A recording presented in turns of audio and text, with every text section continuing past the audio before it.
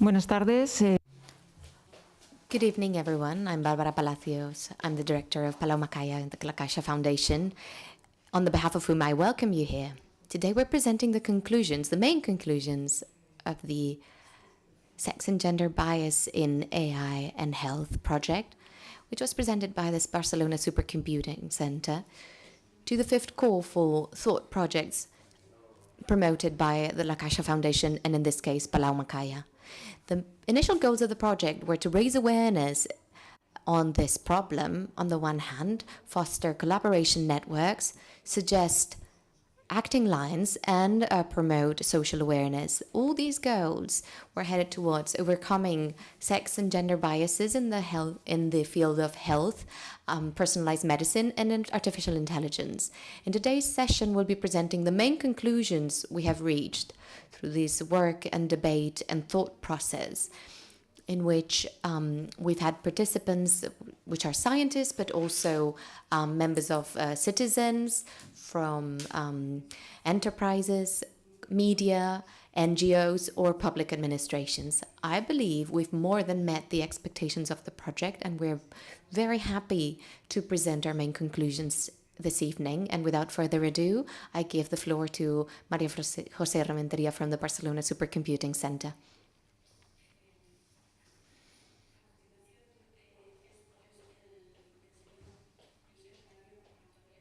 Mr. Josep María Martorell from the Barcelona Supercomputing Center, Associate Director, will be offering a few words. Thank you, María José. Well, first of all, thank you for inviting me. I'd like to greet everyone being here in person, just a few brave ones, and everyone following along on the streaming. I'd also like to thank institutionally not just the in-house team who's been spearheading this, but also Palau Macaya, the La Caixa Foundation. It's not easy to dedicate effort and money and support to these kind of activities, so we're very thankful for that. I'd like to comment something rather irrelevant, whatever I'd like to say, because the goal today is to discuss the conclusions we've reached and listen to our speakers.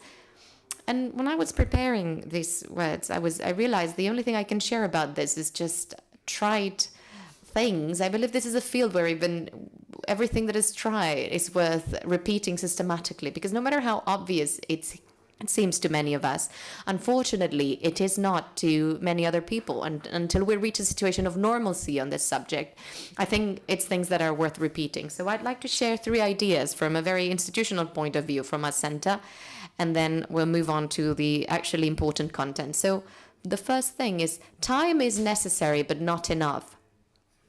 When we talk about gender and sex bias in science and technology and so on, some people are tempted to end up saying, well, it's all a matter of time, and society changes and it's all going in the right direction, and over time this will right itself. But when you dig a little deeper, you do realize time is necessary, but it is not enough. And just waiting for time to go by, these biases that keep cropping up and asymmetries and differences are not going to go away by themselves. There are many examples of this. And yesterday I was preparing 4 key points for today, and I found a recent report from the Spanish Investigation Authority. And even though it doesn't represent the ensemble of the system, it is a big enough institution to draw some conclusions from it. And the CSIC published a very important report on sex and gender issues inside the institution. And they shared a graph over social media that I found really striking and really worrying, which is this scissor cross-section where we see in PhD students, many women go over men. But when you go to the higher you go in positions, then you realize how the graph goes down for women. The main conclusion was that 15 or 20 years from the beginning of when the data for this graph was collected, the graph remains exactly the same. And even in some positions, we'd seen some improvements, especially in the most senior positions. The impact of the crisis that we saw over 2008, 2010, 2012 was so big that over the last year, where data was collected for this, in any of the possible positions from seniors to PhD students running the gamut, men are always more numerous than women. So it's not just about this inverted graph, it's just a graph where women are completely left behind. Obviously, we're talking about a very specific institution that may not define the system as a whole, but it does allow me to insist on this point. Just waiting for time to pass will not solve all these issues. This second tried issue that I wanted to share with you was that there is no magic recipe. It's not about adding a sprinkle of salt, a little bit of sugar, and a bit of this and that, and there's your recipe. If there was a magical recipe, we would have solved this a long time ago. But clearly, there is no easy, simple way to solve many of these issues. There are some things that we can work on. And I like this analogy that I really like to use, which is rugby. Clearly, from looking at me, you can tell I've never played rugby and I don't know much about the sport. But I think we can say that in rugby, what's most important is that with each play, you move a few yards forward. There's no magic recipe, but it is very important that each and every one of the institutional policies that are implemented allow us to move a little bit forward in the right direction. And this is not very exciting from an intellectual standpoint, because we who are in science and technology, this solving problems little by little without a global recipe is not super exciting, but at the very least, institutions are compelled to think in this way. And then finally, and maybe when we move on to questions, I can share some data from our institution, which are not by no means desirable. They do show a trend of improvement over the past few years. And there's that feeling that when we still haven't solved the present in the real problem, in the real world, the problem reaches the digital world. When in the real world, not just the scientific, technological world, but in many areas of society, we're far from real equality, from being rid of these biases. So now we see that how in the digital world, in the world of data, in the world of algorithms, we find exactly the same problems, which is obvious because ultimately it is human beings programming the digital world, so it's a reflection of what's happening in society. But it comes with some added risks of rendering women, for instance, a lot more visible or a lot more evident as it happens in the real world. Ultimately, I think this cycle over these past few months, where we've been talking about how to avoid these biases, not just in science, but particularly in the use of digital tools, artificial intelligence, in the handling of data. It's something that's not just worth doing, but that needs doing, even if it's just to give the little hope that if we nip this in the bud, we'll be able to move forward a lot quicker, find a solution a lot quicker, and it's not going to take as long as it's taking us to solve these biases in the real world. And I think this is all for me from now. I'm just going to give the floor to María José to explain the conclusions from all these months of work, which I think is what we all came here for. Muchas gracias por tu amable presentación. Thank you, Pep, for this kind presentation.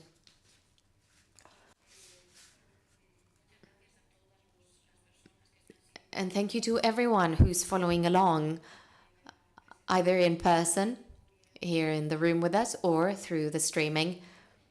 And thank you. I must thank Palau Macaya and the whole Focus team, the Barcelona Supercomputing Center, for all their hard work and involvement and the love they've put into developing this project. And especially, I need to thank the Bioinfo for Women team from the Barcelona Supercomputing Center, who participated in developing this project and enabled all this work to be done, and particularly Natalie Buslow, Aida Cortés, David Chillo, Eva Navarrete. Especially those people who are the least visible and who don't have a visible face, because their work is also very necessary and important. This project aligns with the goals for sustainable development from the United Nations, in particular with goal number 3 over health and well-being, goal number 5 on gender equality, and goal number 10 of reducing inequality. Beyond these general goals, as Barbara said in her presentation, the goals of this project were to put our heads together with experts in the field and society at large, suggest some action lines in these that stem from these thoughts. We don't just want to leave us in the world of ideas. We want to go a step forward. Foster collaboration networks so we can really tackle these issues, which are very complex. And making as much noise as we can with the results of these through social networks, etc. How have we set up this project? We established a series of activities. We had this inaugural conference where we already had 2 speeches from leading experts in the field of sex and gender biases in the health area. And then we analyzed the problem from both points of view, from the point of view of health and from artificial intelligence, specifically concerning ourselves with ethics, legislation, regulation, and society. These sessions which we organized were one-day sessions.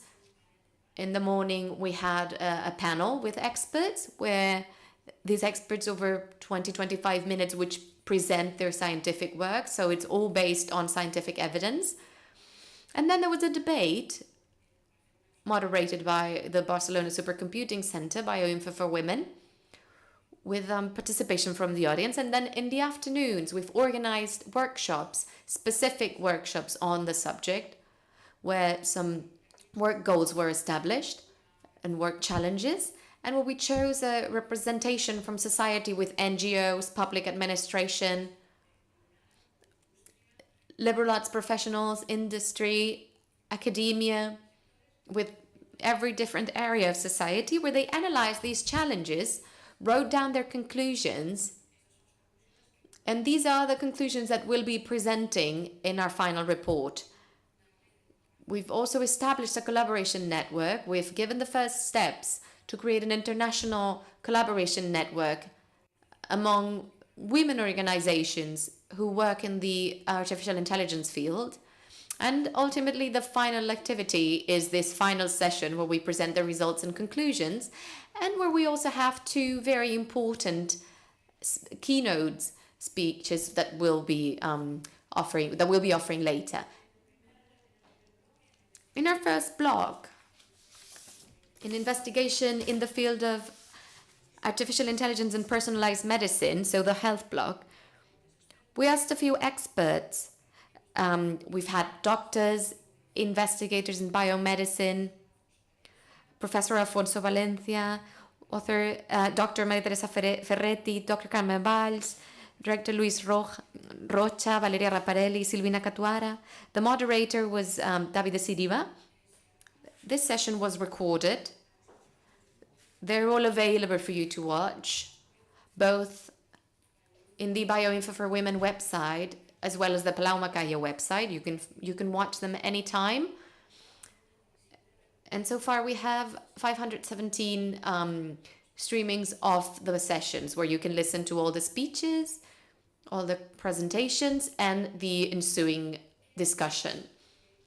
So what conclusions did we reach in this debate? So the main lines we saw were first more health focused. Which are the differences in diseases between men and women? Disease incidence in men and women is different, and without going any further, we've seen this during the pandemic. This is a pandemic that affects men more than women. Their symptoms are different, their evolution is different, and their response to treatment is also different. Dr. Carmen Valls talked to us about symptoms, using the example of heart attacks. The symptoms of which are commonly known as chest pain, pain in the left arm, which rises up to the jaw. But these are signs corresponding to a heart attack in men, not in women. A woman's symptoms of heart attack are different. They're this sense of not being able to breathe, nausea. So what happens when women have a heart attack and have these symptoms, they do not identify them as a heart attack because the general knowledge on the matter is that these are men's symptoms, so they do not visit the emergency room. And often when they do, they will go to their primary care physician where these symptoms weren't really identified. Now, fortunately, they are. So these women would just go home, be sent home with the treatment for nausea. This is just an example, but there are many more. Even though it's true that women are primarily harmed in this situation, the opposite is also true. There are also these diseases that are defined as feminine, for instance, depression, which men also suffer, and the symptoms of depression in men and women are different. In women, it's just listlessness, sadness, anxiety. However, in men, the symptoms of depression tend more towards self-destructive tendencies, alcoholism, drug abuse, and violence that follows. So when the man goes to the doctor, he's not always diagnosed as depressive, so he ends up being treated for their symptoms for alcoholism or drug abuse, with the suffering that it entails both for his patient as well as for his environment. And by that I mean that this sex data in medicine is very important and it needs to be properly identified. We need to have the proper information both for men and women. Disease evolution and response to treatment is also different. Women metabolize differently than men. We do not metabolize drugs in the same way or at the same rate as men do. And what's happening with that is that women is given the same treatment as a man, the same dosage. She gets many secondary effects, so she goes back to her doctor where she gets more drugs to treat those secondary effects. And the result of that, as Carmen Valls told us, is that in Spain we have a huge amount of women over 60 that are being over-medicated. And that's terrible. Many of the drugs they're taking aren't really helping them, and some of them are even harmful. And this is something we've talked about and debated during the medical side of the conference.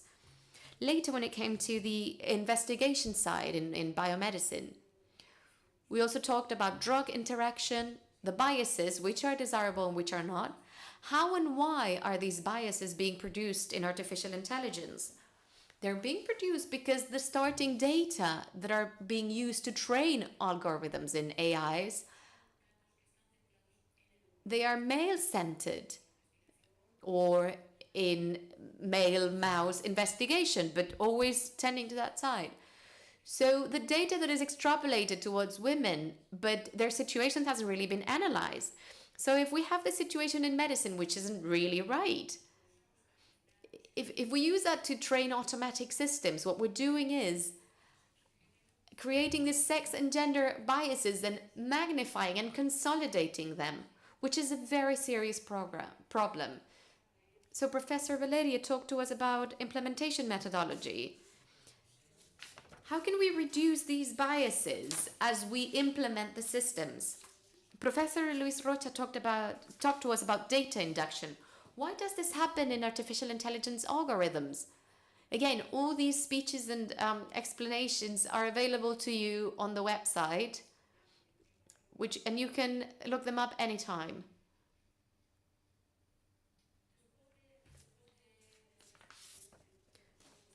After these conferences and debate where we discussed all these subjects, we moved on to the workshop, with the societal workshop, where some of the experts also participated.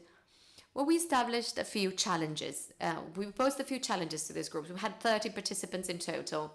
So what can we do? What actions can we boost or foster to keep these social inequalities from reflecting themselves on artificial intelligence? How to raise awareness, not just society as a whole, but every social strata. How can we broadcast? How can we achieve the best broadcasting to fight these biases? How can we improve the lack of data to avoid these biases, sex and gender biases? And how can we prevent algorithms from producing or amplifying these sex and gender biases? The result of each of these challenges is being finalized and will be detailed, each of them, in our final report, which will also be posted online for everyone to be able to look up.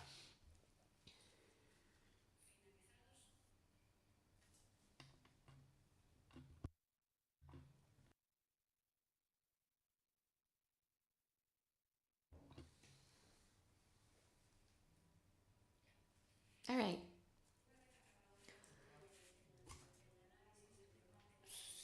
So when we finished with the analysis from this point of view of health and biomedical investigation, we held the same debate with the same structure, but from the point of view of artificial intelligence, ethics, regulation, and legislation. In this debate, oops.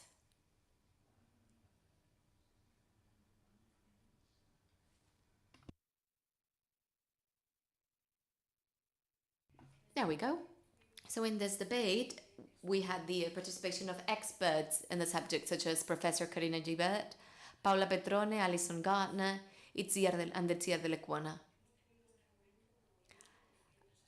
And now we've had an audience of 260 reproductions of all these materials. And there's again the link where we can look them up. This debate was moderated by our investigator, Atia Cortés. What did we talk about in this debate? What did we talk about in this study, in this common thinking on investigation on artificial intelligence, ethics, and society? We talked about the European strategy. We talked about the new digital and technological rights. Everyone thinks, and I did so too, that a person's rights are just the way they are. They don't change, but that's not true. Professor Itziar de Lecuona told us how as society moves forward, as society changes, rights change too. Rights which we now have as they relate with on the whole area of new technologies did not exist 100 years ago because this technology simply did not exist. So we talked about the protection of people, the protection of personal data, justice and algorithmic responsibility. What happens when a system of personal medicine offers a wrong diagnosis or suggests a harmful treatment for the patient? Who is responsible for that? The programmer who did that? Whoever gathered the data, cleaned them up, and put them into the algorithm? The doctor who's analyzing the results? We don't know. Right now, this is a spot that we need to further study and analyze. We also talked about the ethical challenges, the values and counter-values, about social responsibility. We're all responsible on this issue, each and every one of us.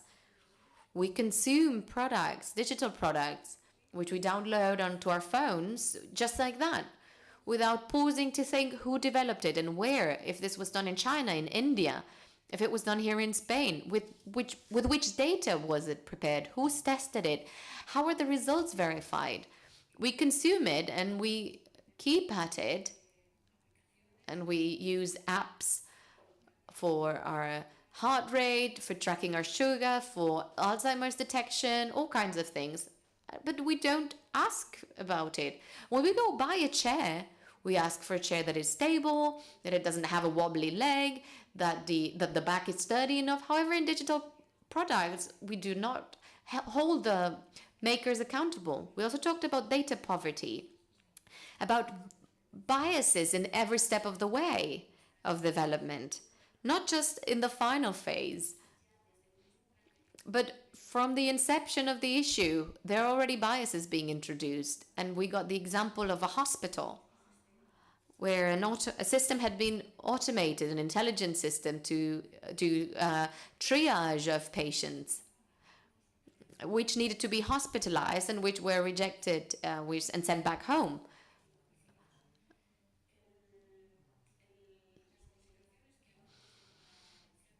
And the considerations that had been offered, whether a patient should be hospitalized or not, were efficiency arguments.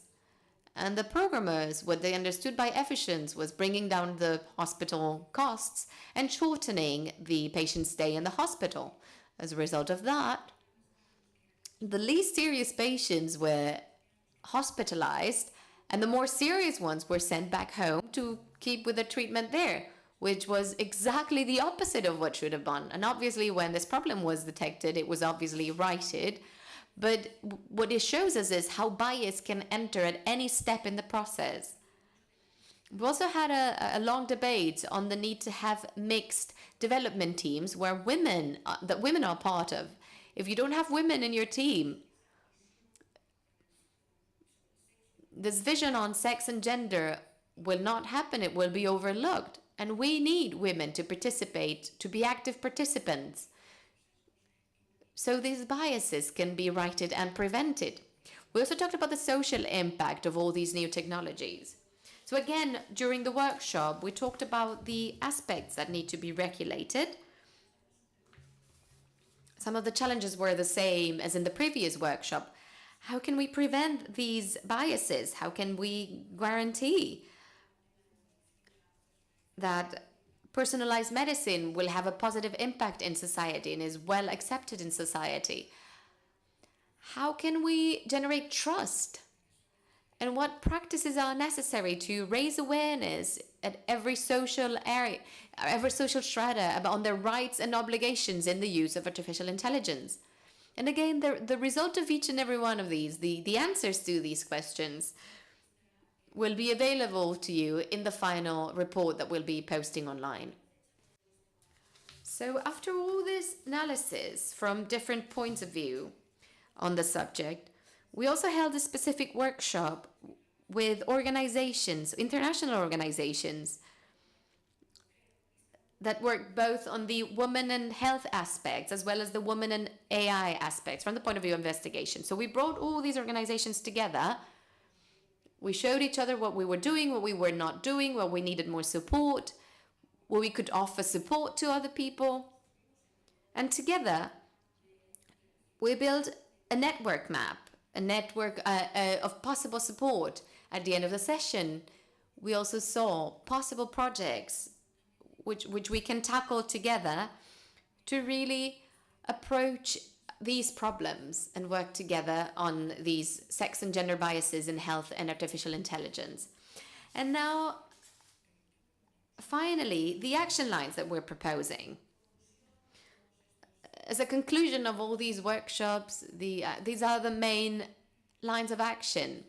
The first one is we need public policies. These are very necessary. We need a regulation on this matter. Regulation, legislation, and funding. Our political representatives need to be up to date with this issue. They need to be aware of them. For instance, on funding. We cannot allow that funding agencies for investigation processes keep funding projects that are biased in respect to sex and gender. Otherwise, their data will make matters worse. So that data will be used and will make the issue much worse. This was something that came up time and again. So when it comes to education and training, obviously this is also necessary. Universities, not just those related to health matters, medicine, nurse training, etc., but also when it comes to engineering, they need training on sex and gender issues, on all these biases, and also obviously development teams. Right now we have two different disciplines that are coming together for, on the one hand, engineering, computing, etc., and on the other hand, health disciplines. They're coming together. So both sides need to be aware of all these problems and the problems they may bring with them. Another line of action that is suggested is to foster social conversation, to open up communication channels between investigators, scientific investigators, and society at large. On the one hand, it's important that researchers may share and offer clear and trustworthy information on the matter that society may understand, thus preventing the misinformation problems that we are seeing today, and at the same time allowing society to tell the researchers what their main worries are. Also, creating recommendation guides is also of a paramount importance, and we need to keep working on that. As for the health aspect, we need to develop inclusive strategies in healthcare to look at the forms that patients have to fill in when they are admitted to the ER, so they properly reflect sex and gender. We need to go over protocols in many cases, because when disease symptoms between men and women are different, and protocols need to clearly reflect that, and health personnel need to be able to know that. And also in medical investigation, obviously. Data quality is also a priority. We need data that are of quality, but also equitable, balanced, and also representative for the problem at hand. It's no use having high quality data to train a system that has nothing to do with the problem, or only tangentially so. Otherwise, that would do nothing to ameliorate biases. Development teams need to be cross-sectional, mixed and inclusive. We need women in development teams. We need women working on every discipline of computing, development, artificial intelligence, programming. It is absolutely necessary if we really want to fight these biases, these sex and gender biases. And finally, transparency in artificial intelligence models.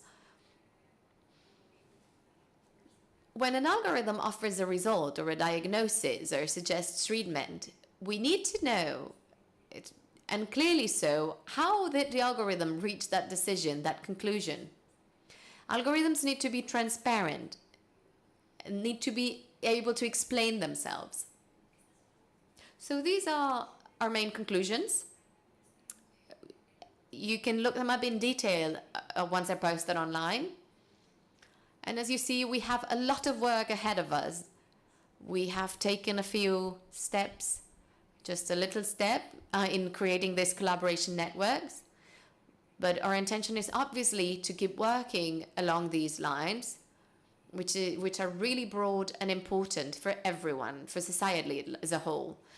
Particularly if we want to build a society that is more equitable, which I understand this is a purpose for everyone here.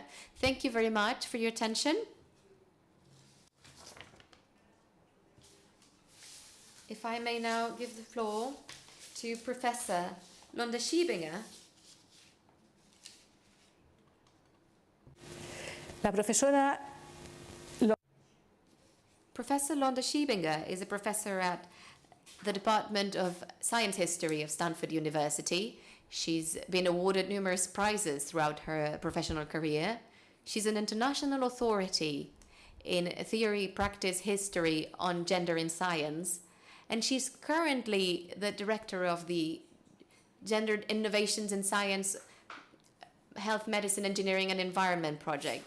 She's an elected member of the Arts and Sciences Academy in the United States. Londa? It's your turn. Thank you. Okay, it's your turn. Thank you, Londa. It's a pleasure to be here, and I was very happy to hear the summary of what has been going on in the conference. Seems really marvelous. So I was asked to give an update on Gendered Innovations 2, which is a report that was published by the European Commission Expert Group and the product of the 2 years of work. Excuse me.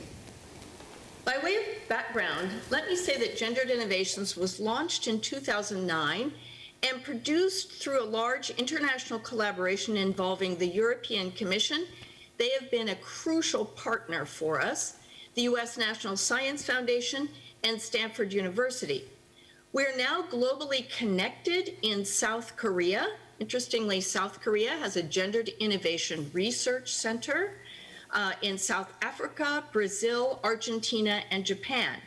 To date, Gendered Innovations has brought together more than 200 basic scientists and gender experts in a series of collaborative workshops.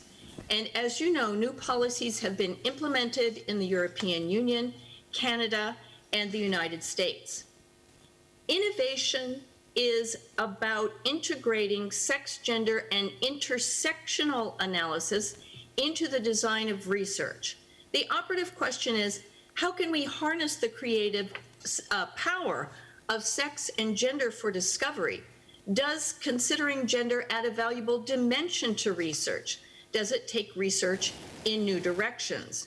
So the goal of our work, as I think the goal of this conference, is that we want to add value to research by ensuring excellence in science and technology, If you don't include sex, gender, and intersectional analysis, the work is not excellent. We also want to add value to society by making research more responsive to social needs.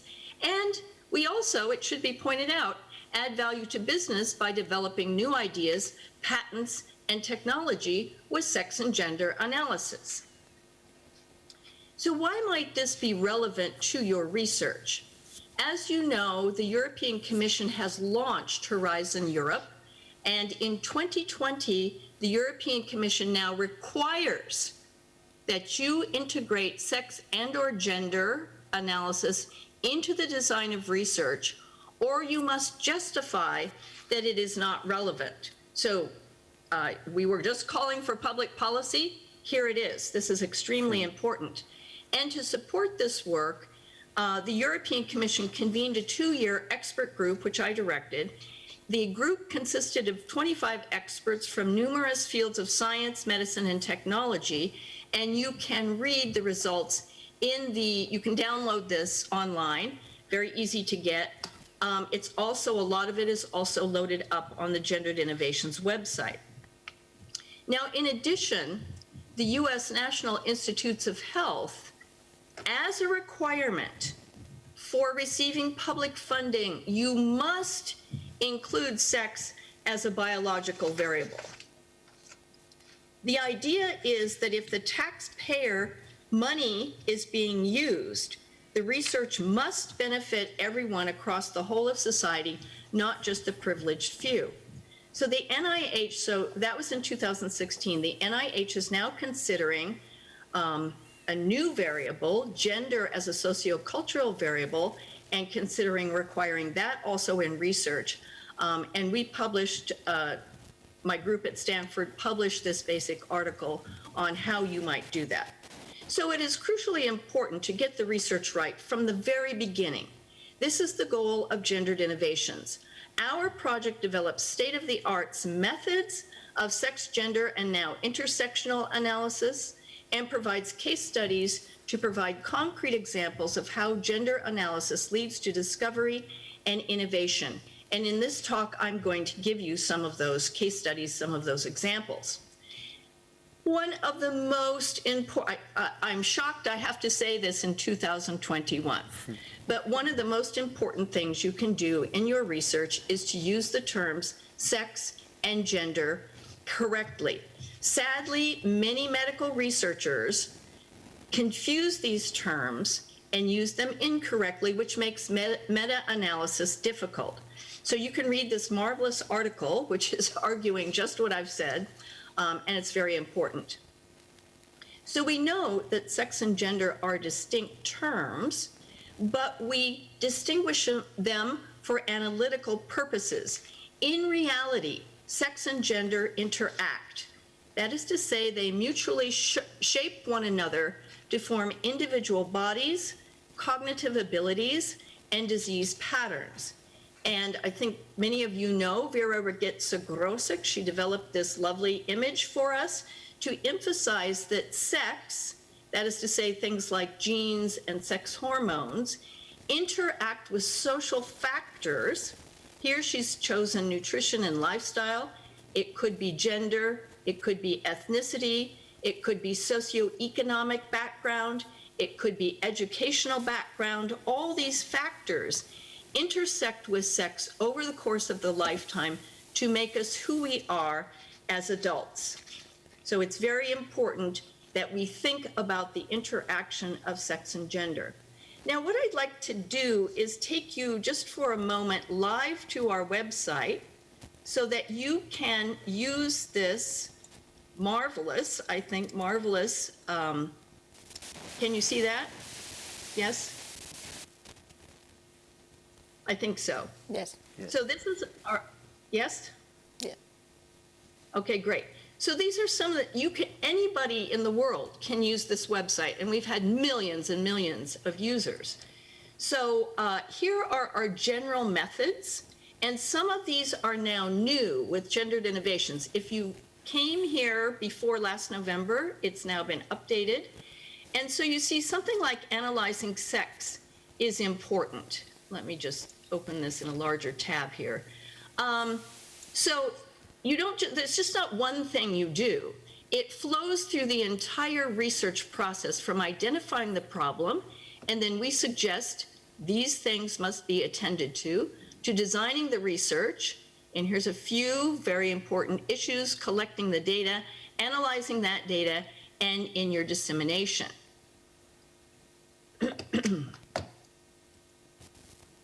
So there's also a similar method for analyzing gender. Then what's very new now is specific methods, and we have specific to a discipline. And we have very specific methods for research in the animal lab, sex and biomedical research, machine learning. You might be interested in this one, very important for the AI stuff, and social robots. We do marine science and so on. Then the case studies are loaded up here in buckets of science, health and medicine. And today I'm going to focus on health and medicine because our wonderful next speaker will be talking more about AI. But in engineering, we have things like extended virtual reality, facial recognition, gendering social robot, haptic technology, very important topics. And we're building out environment, which is also very important. Smart mobility might interest you there.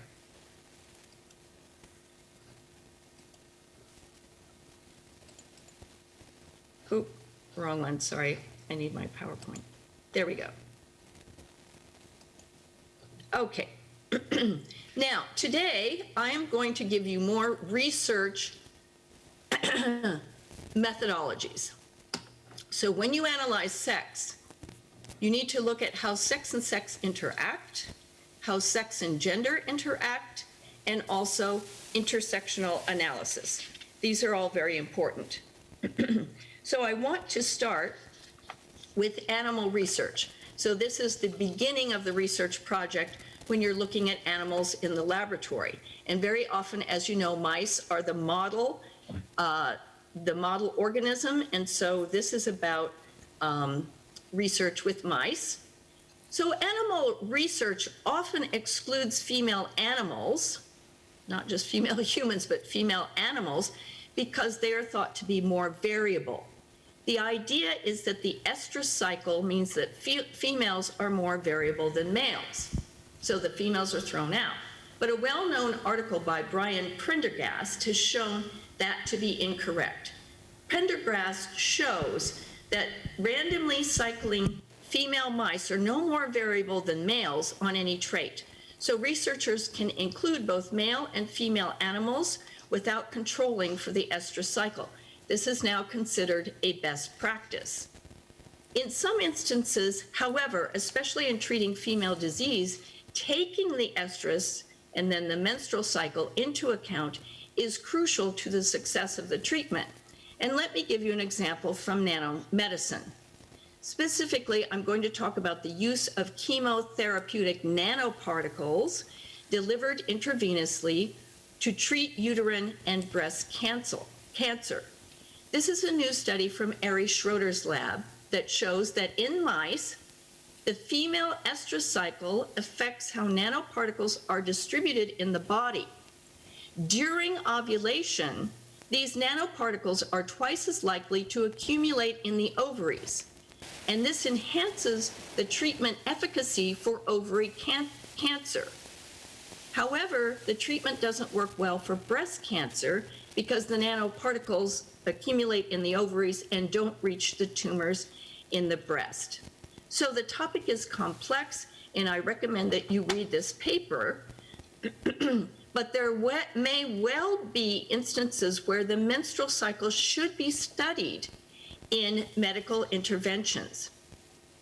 This is, when we're analyzing sex, it's important to consider the life stage, always the age of men and women. It's important to consider for women potential pregnancy, as the head of the Canadian Institute for Gender Health, Cara Tannenbaum, often says sick women get pregnant and pregnant women get sick, and we need to know how to treat them. And also sometimes we need to consider the menstrual cycle. This is all part of analyzing sex. Londa, sorry, I think you want to show us the other slides, but we're actually seeing the PDF.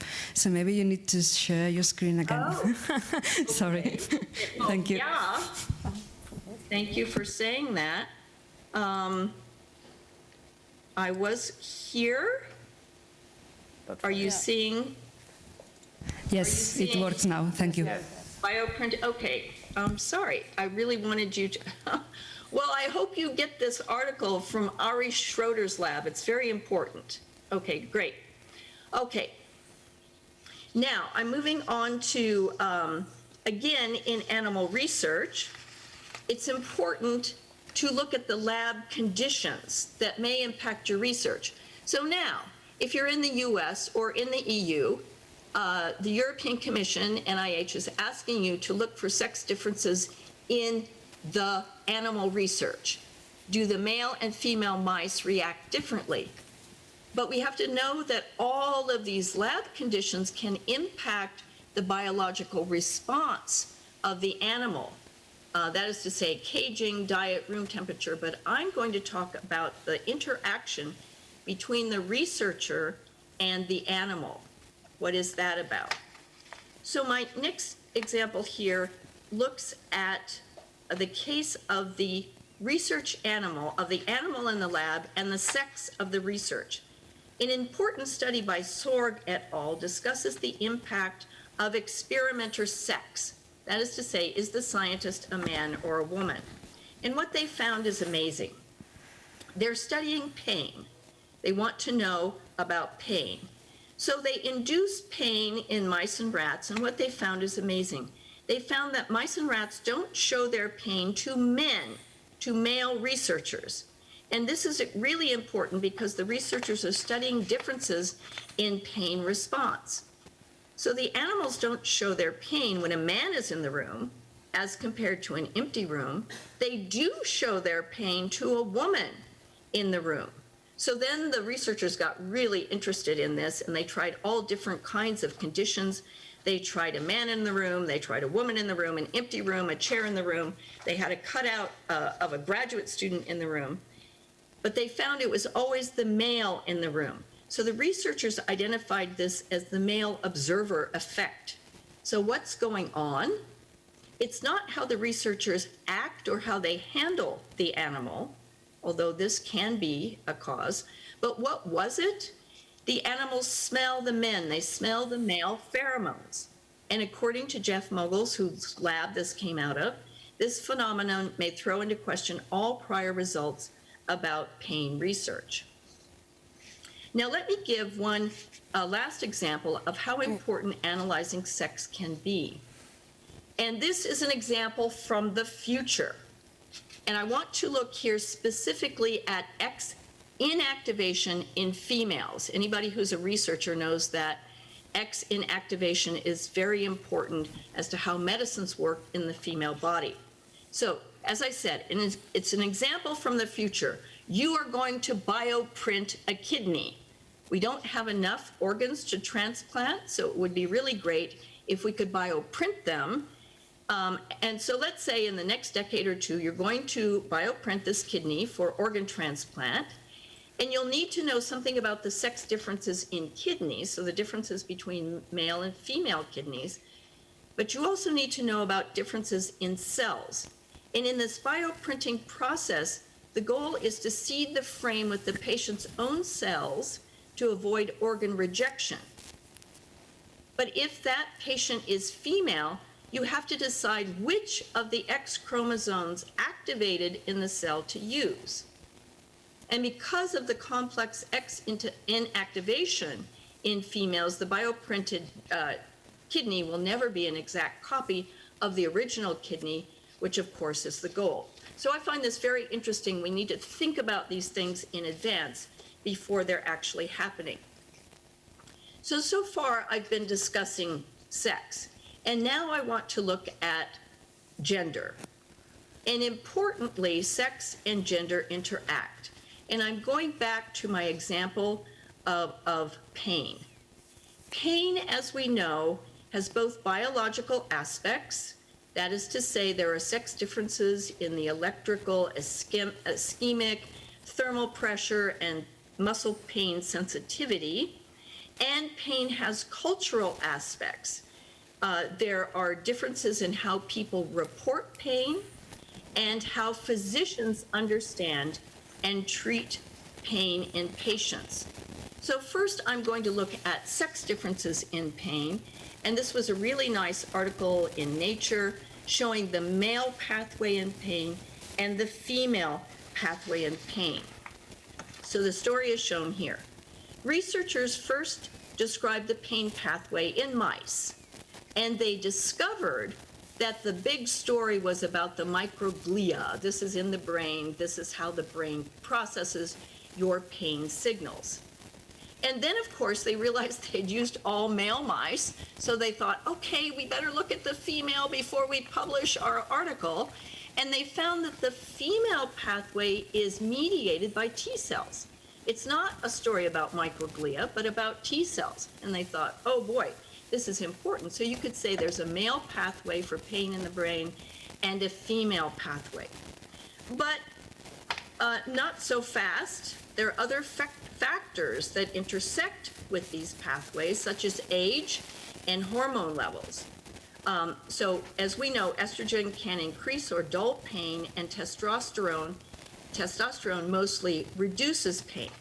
So males lacking testosterone, that is to say older males, skip over to the female pathway, whereas females who are lacking T cells, which may happen when they're pregnant, switch over to the male pathway.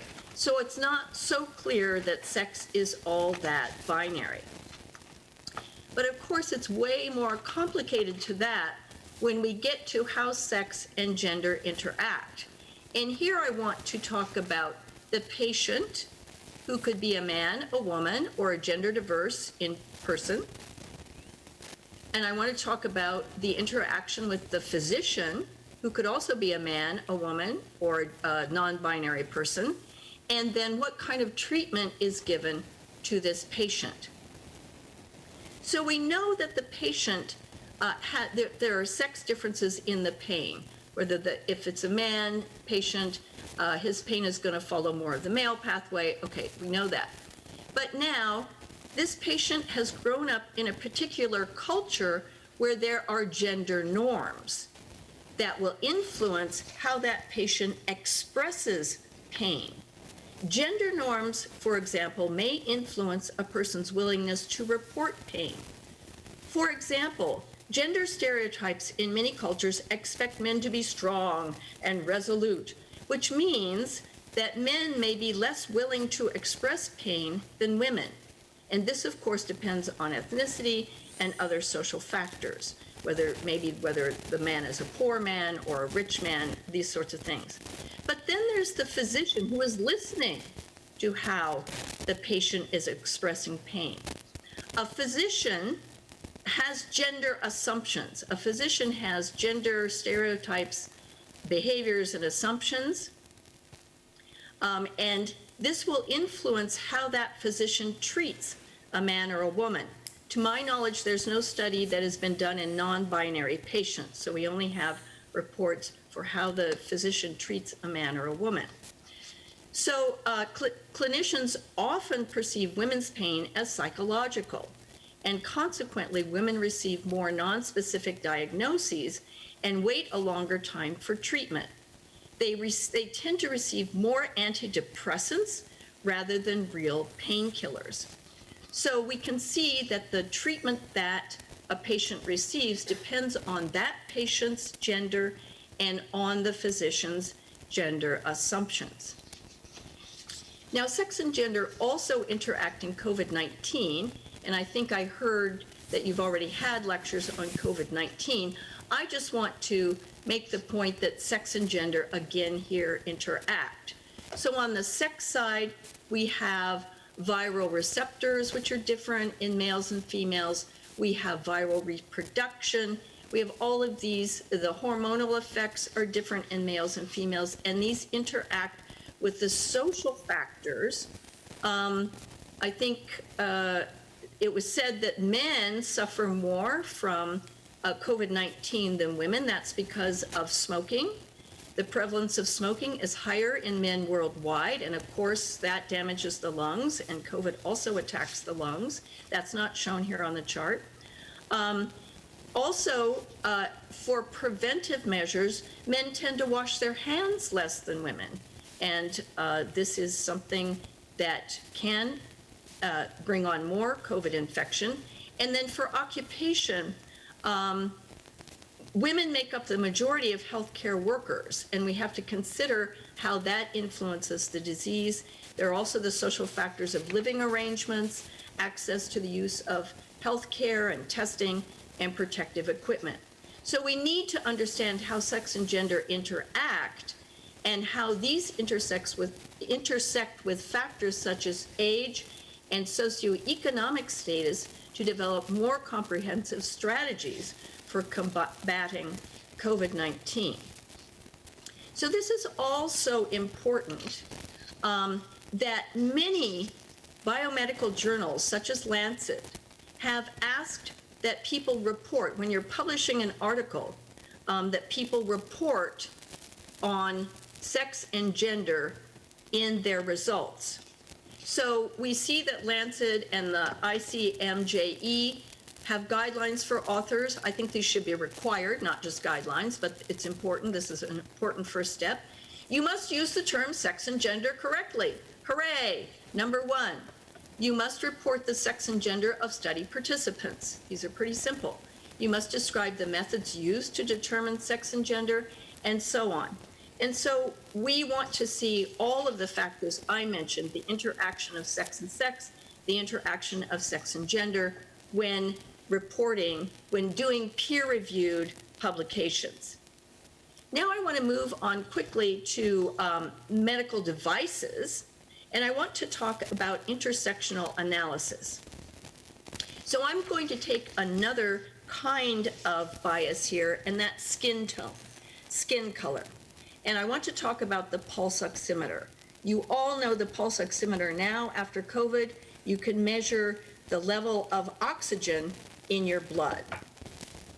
So the problem here, and I should say the pulse oximeter has been so important during COVID, but these pulse oximeters don't accurately report oxygen saturation levels in patients with darker skin.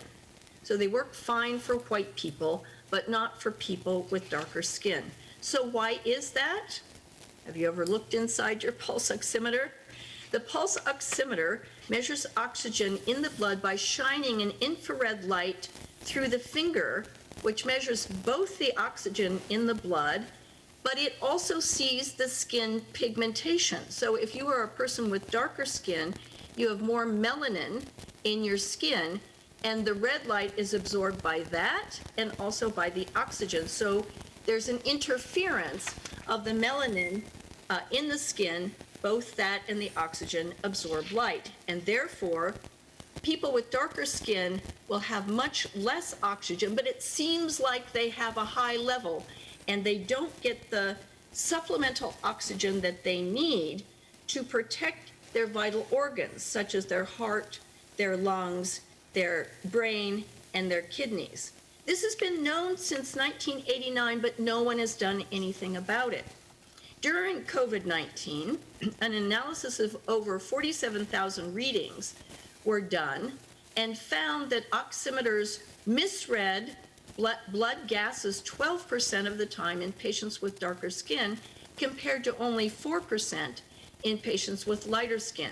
And again, this means that the patients with the darker skin did not get the treatment that they needed to protect their brain, their heart, their lungs, their kidneys.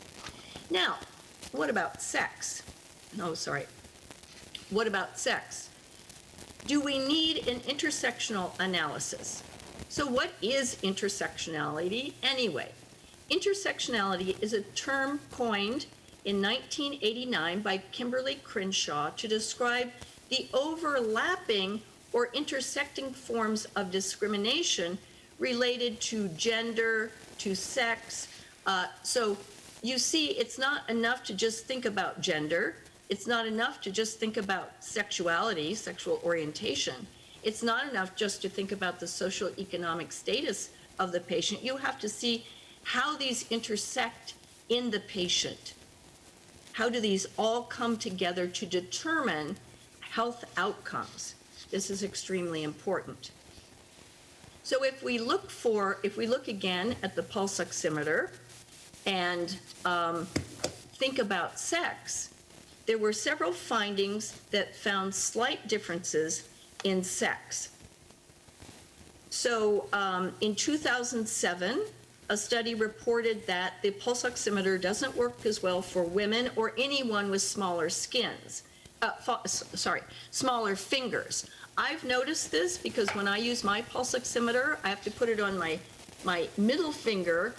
My index finger doesn't work well because it's smaller than expected. It's not the size of finger that this was developed for. So that's a report from 2007. The report from 2020 of the 47,000 patients also found a slight sex difference. So if we analyze the intersection between skin tone and sex, we see that women with darker skin would be the most at risk for not being treated properly in the hospital during COVID. Now, much the same is true of consumer wearables. There's the Apple Watch, there's the Fitbit, the other wearables that collect a wealth of health-related information, including oxygen levels, heart rate, sleep heart rates, arrhythmias. The problem is that these devices again use the infrared, they use red, and they use green light signaling, and these light signals interact with the skin pigment, and the accuracy can vary with skin tone. This means that basic data collection will be flawed. And I don't know how it is in Barcelona, in Spain, but in the US, we're very excited about collecting data from all of these devices to use in hospital treatments. So it's important that we fix these devices so that they can see everyone very clearly. And I have then one last example for machine learning related to digital biomarkers. And this is an example from your very own Davide Cirillo. He produced this very nice example. So for all AI and ML, as has already been emphasized, the proper data set is the important first step. But often data sets are small or local, and they're also unrepresentative. Many overrepresent white males. So this is a study of digital biomarkers for Parkinson's disease. And this was collected from smartphones. And the study found that only 18.6% of these biomarkers were from women. And if an algorithm is trained with a data set overrepresenting male patients, it may lead to better detections of symptoms typical in men for Parkinson's disease, such as rigidity and rapid eye movement, and not see clearly these symptoms typical in women, such as dyskinesia and depression. So I could give many examples. We have 40 case studies on our website. Designing sex and gender analysis into research is one crucial component contributing to world-class science and technology. And so I want to emphasize what the summary speaker was saying about policy. Policy can be one driver of innovation, and it's important. It's an important part of the solutions that we seek. So at the beginning, the very beginning of the research process, funding agencies, public granting agencies can ask applicants to explain how sex and gender is relevant to their proposed research. And as you saw, this is happening at the NIH in the US, it's happening at CIHR in Canada, it's happening at the European Commission, and I think it's happening also in Spain. I think you have some, right now we're doing a global study of funding policies throughout the world, and Spain, as I remember, scored pretty well, but it's important to have these. Then at the end of the process, the editorial boards of peer-reviewed journals like Lancet, as I emphasized, can require sophisticated sex and gender analysis when selecting papers for publication. And as you prepare your paper, you should check the journal guidelines, and many of them, especially in biomedicine and health, are requiring sex and gender analysis, which is almost always relevant to the research. And then there's those of us who work at universities. This is something we have not perfected, and it lies within our power to do so. So universities can integrate knowledge about sex and gender analysis into the curriculum. It's not to have separate courses on sex and gender and sex and gender studies. It's to integrate the information about sex and gender analysis into the engineering curriculum, into the computer science curriculum, into the medical curriculum. So I know that both Harvard University and Stanford University have something now called embedded ethics, which is a part of the computer science curriculum. And I'm going to review it fairly soon to see if they really do look at sex and gender issues there. They should. But, you know, even our medical school at Stanford University has not integrated all of the information about sex and gender into the curriculum. It should be in the lectures on heart. When you're talking about cardiovascular disease, it should be right there.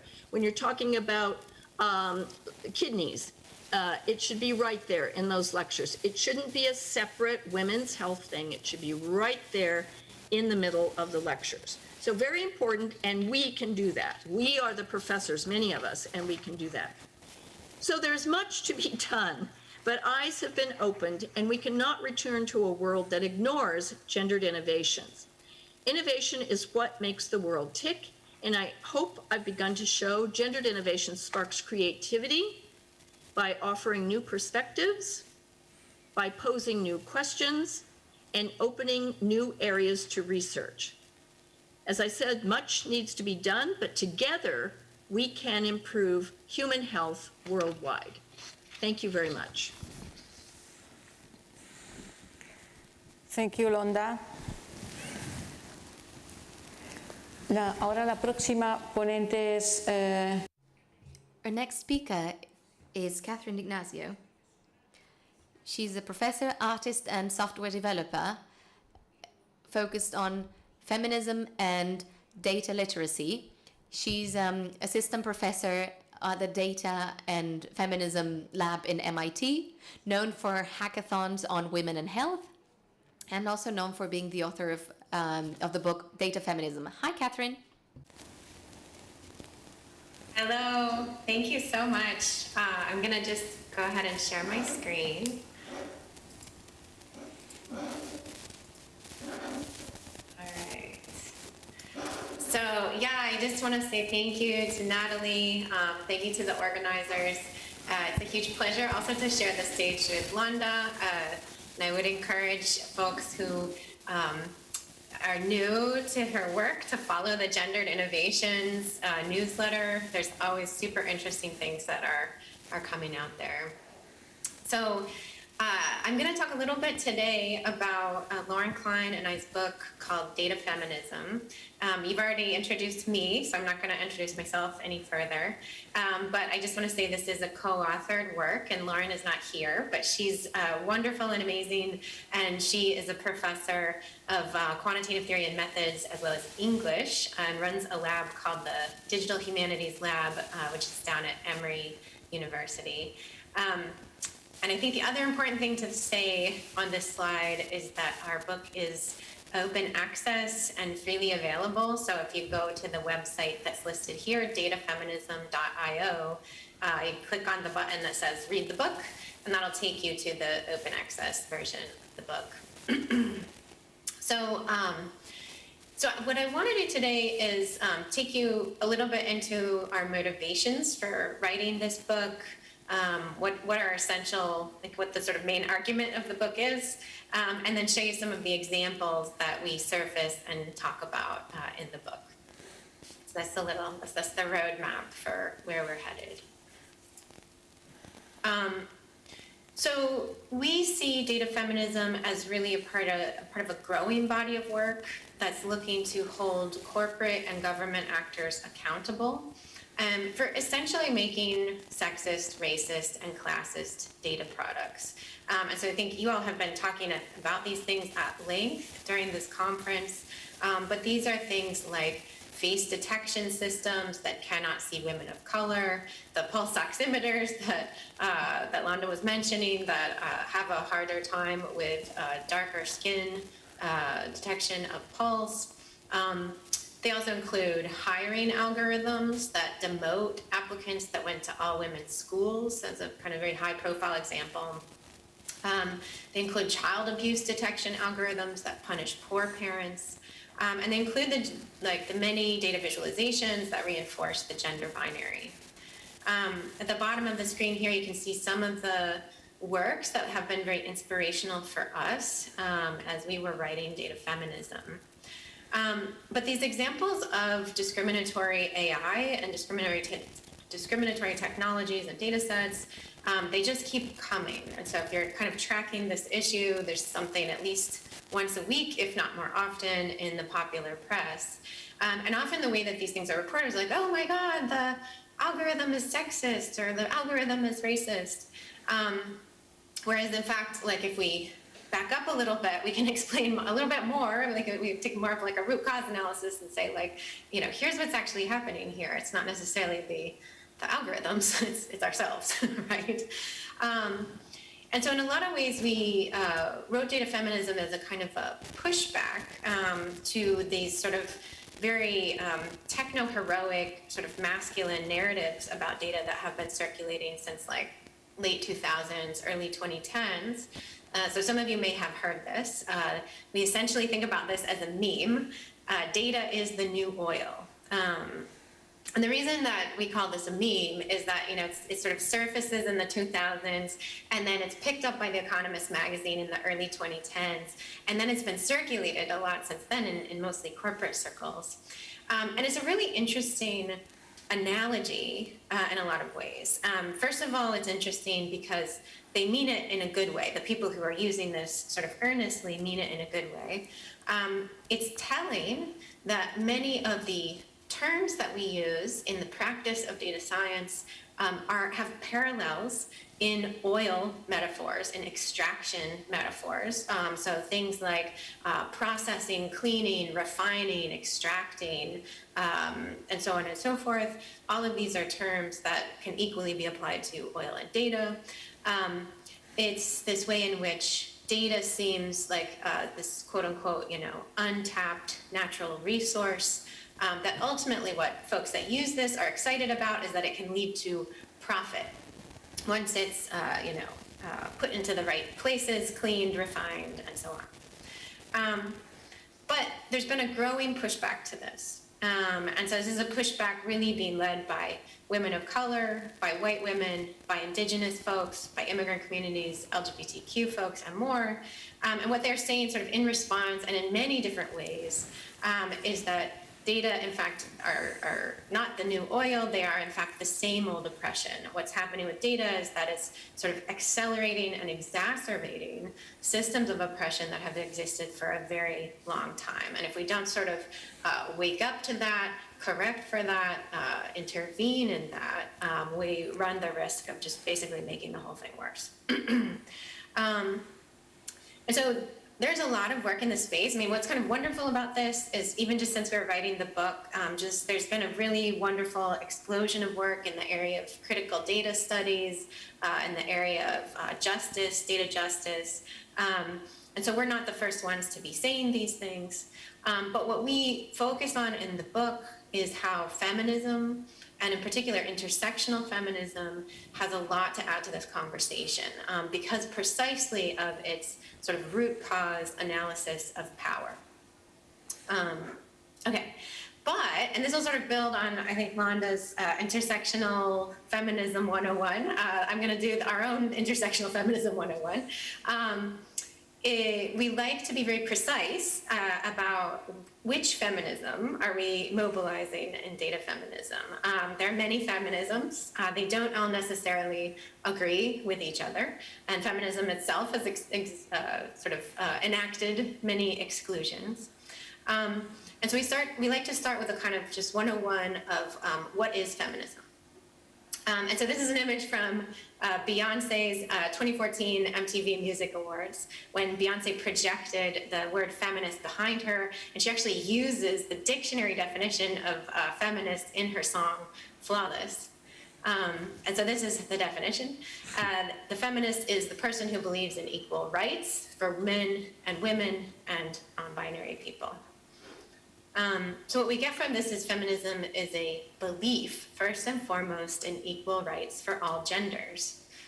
And yet, if you look around the world, and you can see from the lecture, you can see from all the work that you all have been doing as part of this conference, these equal rights for all genders have not yet been realized.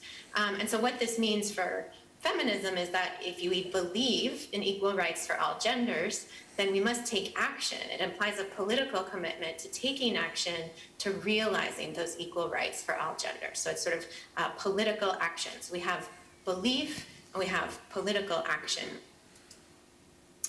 And then finally, feminism has a third definition, which is actually a very exciting definition, which is that it's a set of theories and ideas. And these theories and ideas range across many disciplines, which for me as an interdisciplinary person is very exciting, because you can go read about them, just everything from like law and economics to human-computer interaction and computer science to geography and, of course, humanities and the arts and so on. But so these theories, this is basically an intellectual heritage. So we inherit this knowledge from the people that have come before us. And what it means is that we don't have to approach issues of power, of sexism, racism, colonialism. We don't have to approach those cold. There's this huge body of work that we can draw on. And so this set of theories and ideas begins by thinking about sex and gender. But then the past 40 years of scholarship have brought many more dimensions of inequality into the conversation, including race, class, sexuality, ability, and many more things.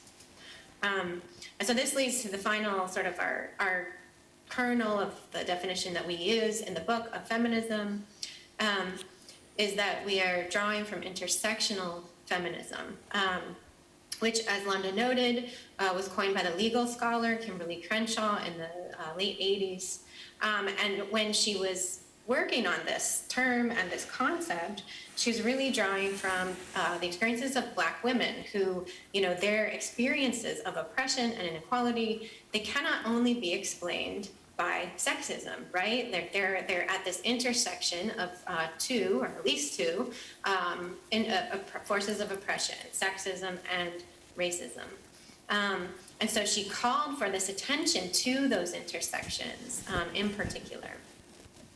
And it's really the work of women of color feminists and Black feminists in particular that have foregrounded this conversation about forces of power. And so while Crenshaw coins the term intersectionality, it has a long lineage going back to the Combahee River Collective, and then actually some scholars have traced it back into the 19th century, in fact, where Black feminists, Black suffragettes were always talking about considering these forces of sexism and racism as being intertwined.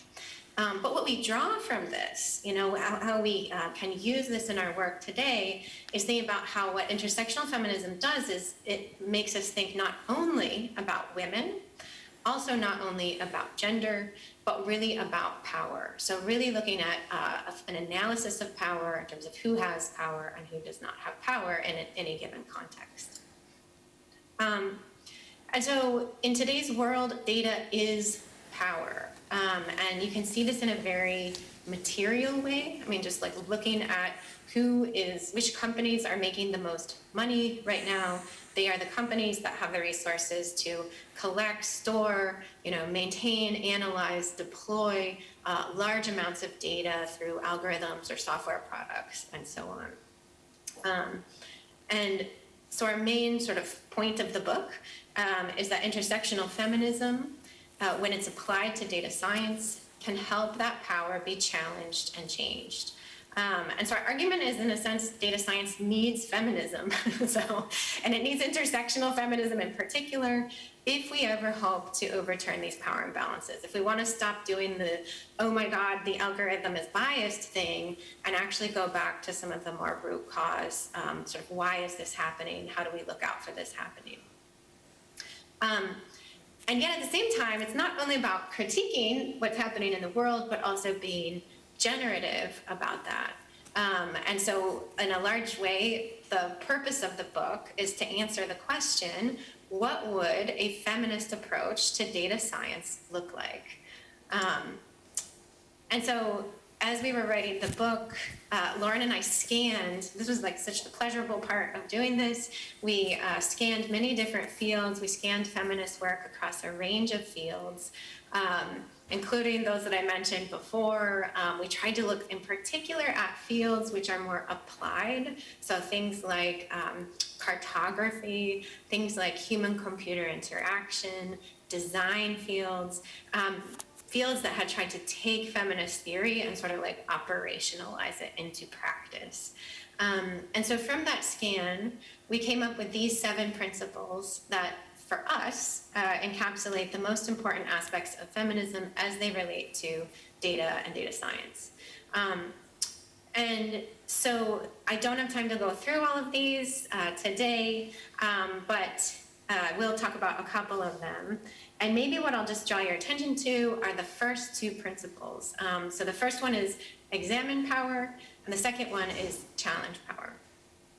And so this goes back to that definition of feminism, meaning we have to like really analyze what's sort of happening here. What is that intersection of forces like sexism, racism, colonialism, et cetera, that are producing unequal outcomes for different groups of people? And then from there, build on how do we change and challenge that power. So these principles are actually how the book is organized. So each chapter treats one of these principles. It's written to be very accessible to newcomers, so we don't assume any familiarity with either feminism or data science.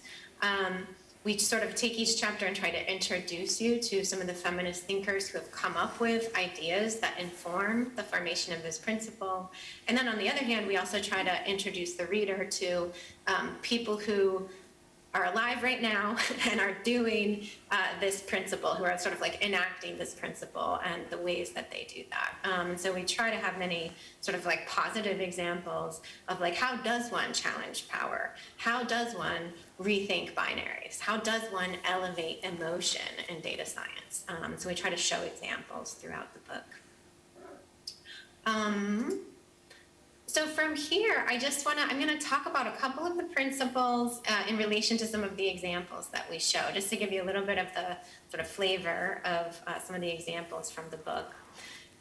So for example, in the chapter about examining power, we talk about projects like Mimi Onuoka's Library of Missing Data Sets. And so this is a term, missing data sets is a term that is coined by Onuoka, the artist.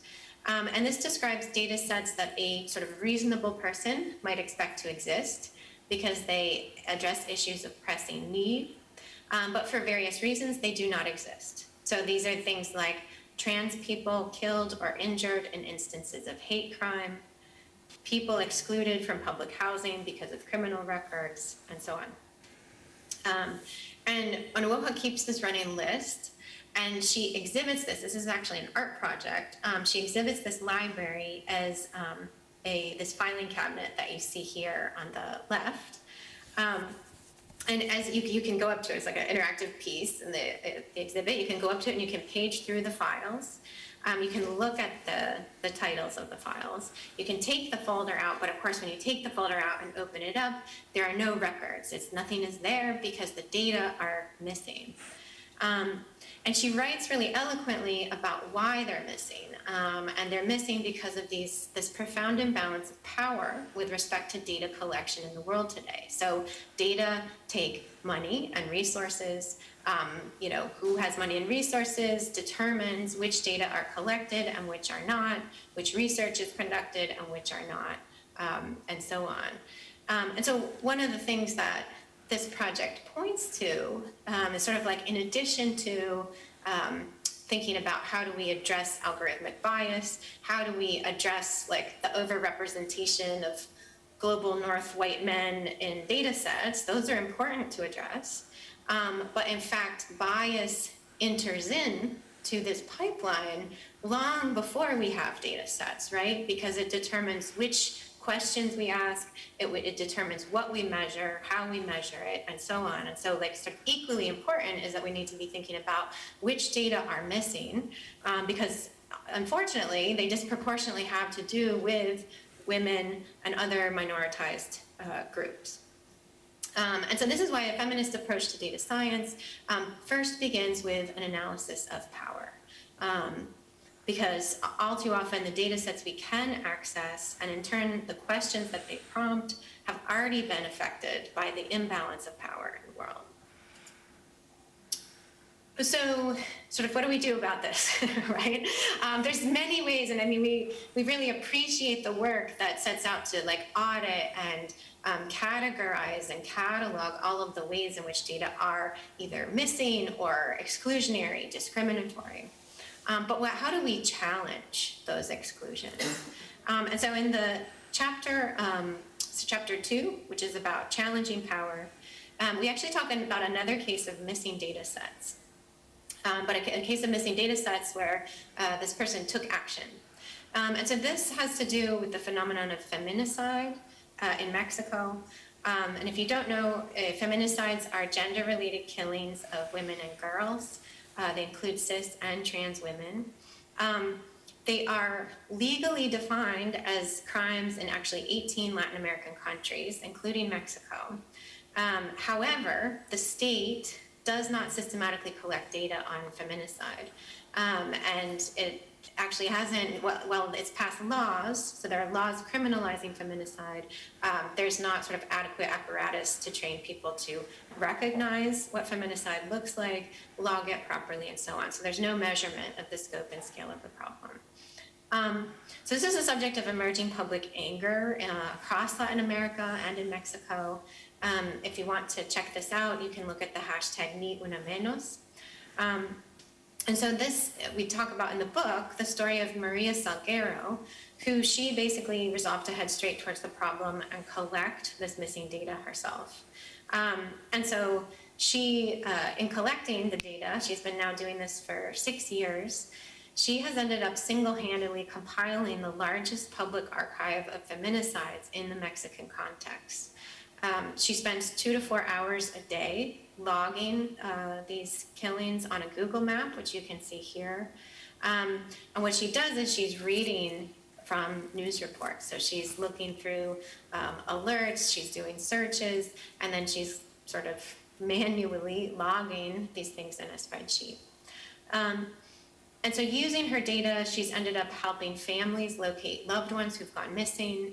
She's ended up providing her data to journalists and NGOs. And in fact, she's been called to testify in front of the Mexican Congress multiple times. And so in the book, we frame this as what we might call feminist counter data.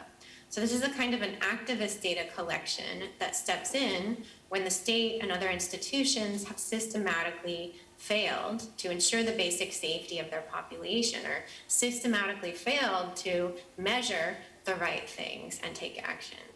And so this represents one way to use data to challenge power.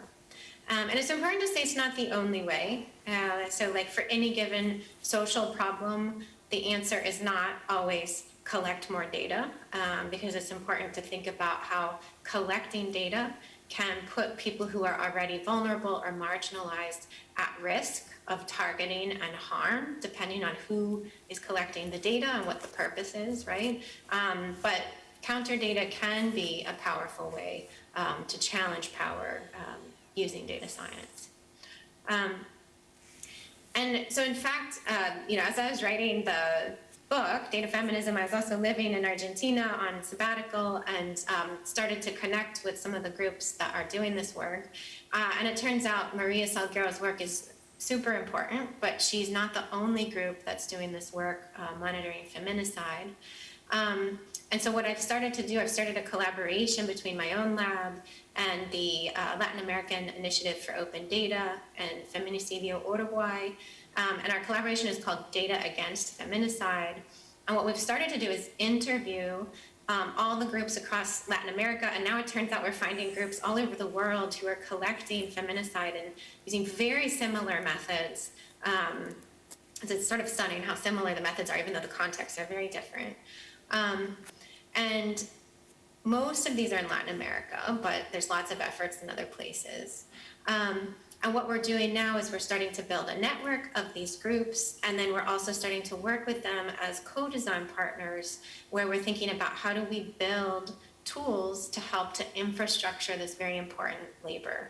And so this is a project that's the part of the project that my lab is responsible for, is this participatory work where we're running design sessions with activists. We're learning how they log their cases from news reports and social media, and we're building like an AI and machine learning based tool to partially automate some of their work and to help reduce some of the labor, which, I mean, as you can imagine, this is labor that is extremely difficult because people are reading articles about violent death as a way of trying to log them in their databases. So we're building tools to try to reduce some of that labor, as well as kind of social tools to help connect activists to each other so that they can start to build sort of social context and share tips and tools as well.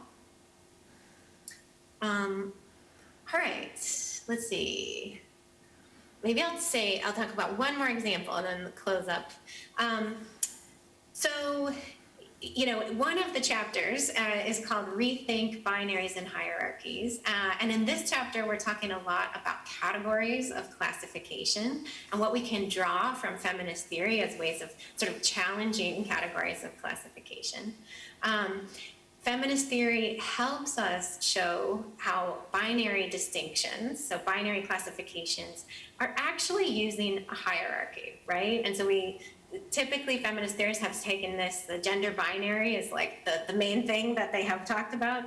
And if we just think about the gender binary, we inherit this idea that gender is a binary, which is not, right? But we inherit this idea that it's men and then it's women. But in fact, feminist theorists would say, well, first of all, that's a hierarchy, because actually, it's clear that men are on top and women are here.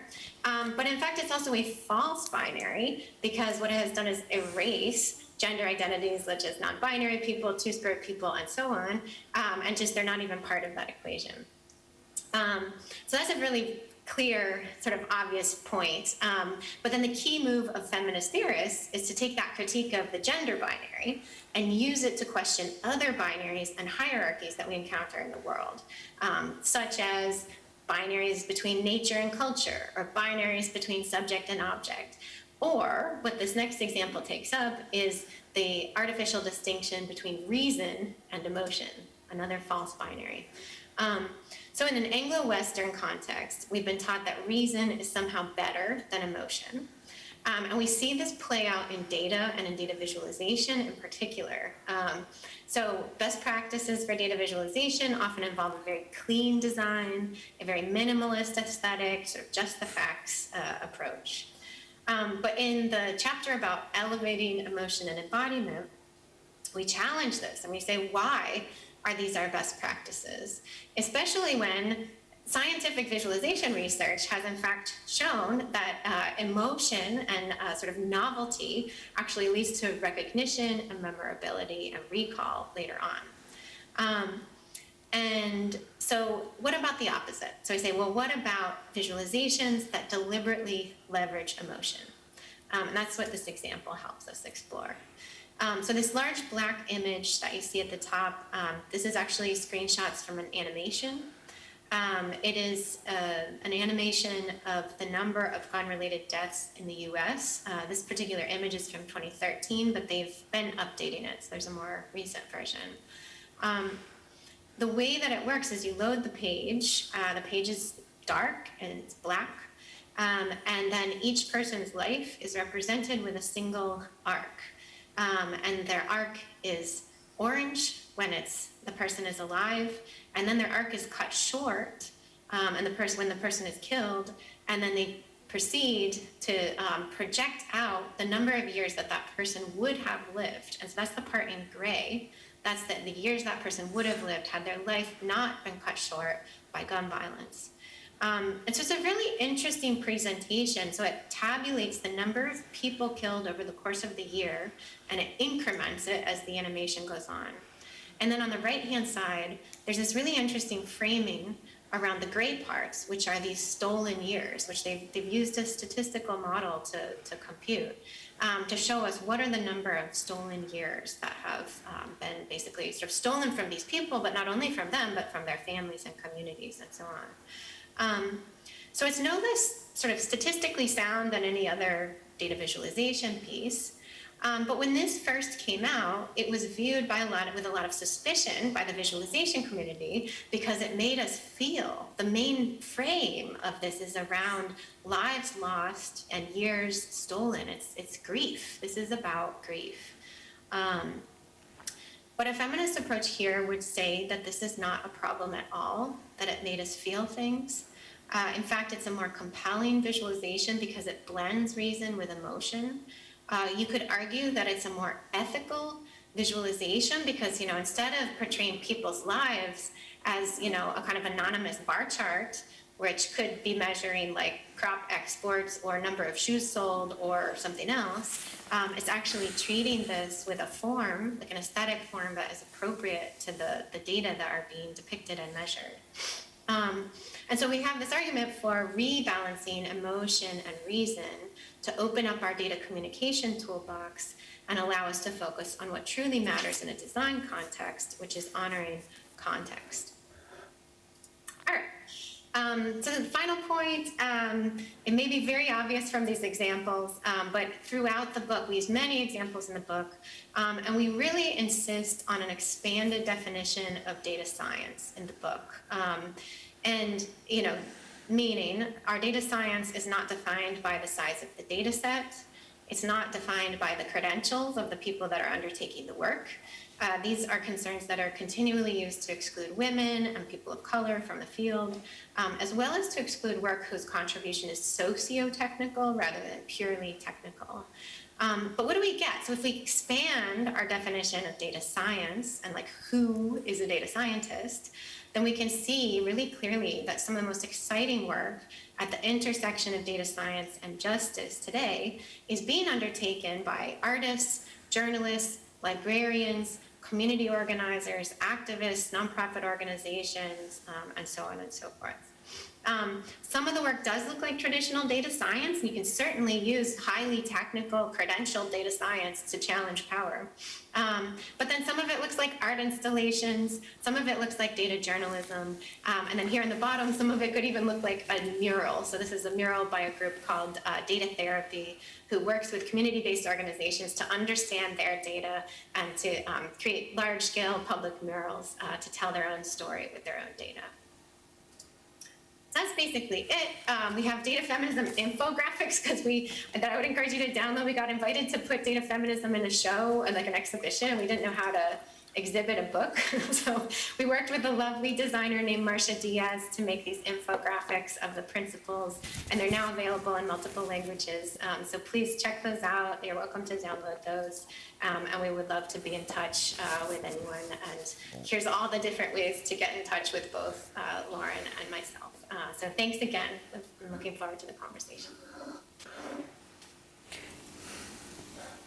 Muchas gracias. Thank you, Catherine, for this compelling talk on all these concepts that you've incorporated in your book. So now we can open up the floor for questions from the audience.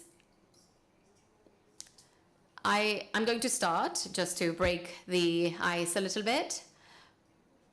I have a first question for Mr. Pep Martorell, who's here with us today. Nowadays, as we've seen, research and development in the field of computer science is dominated by a male vision. And I imagine that this is also the case in other fields. So what measures is the Barcelona Supercomputing Center taking to incorporate more women into the research teams? Well, your first axiom is indeed true. Any scientific or technological computational adjacent field will obviously have a huge initial bias. Without going in depth into the reasons for that, all you have to do is just go into any engineering college in our country and in most Western countries to see a few things that are going on. So what we've tried to do over the past few years was to start a series of policies that may ameliorate the reasons why, especially when it comes to attracting new people, which is when these biases crop up. So we've worked in trying to identify these biases and trying to cut them short. So we have a commission working on this, and what they put on the table are some specific things, from training people participating in hiring panels on how to properly conduct these processes and interviews, to the implementation of some internal measurements such as work-life balance, etc. Very recently, we overcame the evaluation of the European Commission for their Seal of Excellence in Human Resources. And one of the measurements was the internal survey of satisfaction. So our work-life balances were very positively appraised. And I think numbers speak to that. If we talk about numbers, you can see the bottle can be half full or half empty. But what I like to look at is what happens in the more senior part of the teams, because obviously PhD students and stuff, we're moving forward much quicker, but change is a lot slower when you reach the cusp, the scientific leaders.